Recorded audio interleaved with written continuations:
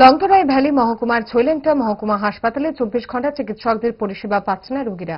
মহকুমার বিভিন্ন প্রান্ত থেকে মুমূর্ষু রোগীরা এসে ইমার্জেন্সি ওয়ার্ডে চিকিৎসক দেখতে গেলে চরম ভোগান্তির শিকার হতে হয়। শুক্রবার সকালে বিরজিৎ সরকারের নামে এক রোগীকে এমনই একটি ঘটনার সম্মুখীন হতে হয়।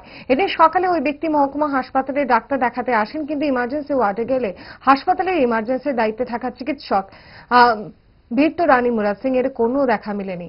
পরবর্তী সময়ে পরপর দুবার বিরজিৎ সরকার চিকিৎসকের কোয়ার্টারে গেলেও কোনো সদুত্তর মেলেনি।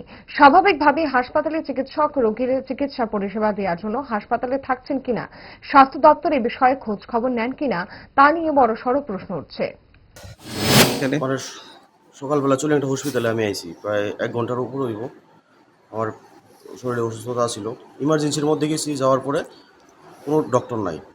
তারপর ইমার্জেন্সি থেকে আমার একটা স্লিপ দিয়ে দিছে, তারা যে সরকারি হাসপাতালে যে স্লিপ, ওই স্লিপটা নিয়ে এসে গেছি কোয়ার্টারে যাওয়ার লাগে। আমি কোয়ার্টারে গেছি, কোয়ার্টারের 2 তলার উপরে ব্যথা নিয়ে এসে আমি 2বার উঠছি, নামছি। নামার পরে তাদের কোনো রেসপন্স নেই, দরজার মধ্যে নক করতেছি, কোনো রেসপন্স নাই। হাসপাতালে আইসি প্রায় আধা ঘন্টা, ওইখান থেকে আওয়ার পরে আধা ঘন্টা 45 মিনিট আমি বয়ে রয়েছি, তাদের কোনো ইয়া নাই। ওইখান থেকে সিস্টার তারা ফোন করতেছিল, তাদের ফোনও রাইতেছিল না, এই সমস্যা। তারপরে তো ইহানে গেছি, যাওয়ার পরে তাদের আবার নক করলাম, তারপরে আবার কোনো রেসপন্স নাই তাদের। আমি ব্যথা নেই, ইহা নেই। কোন ডক্টর আসলো ডিউটি?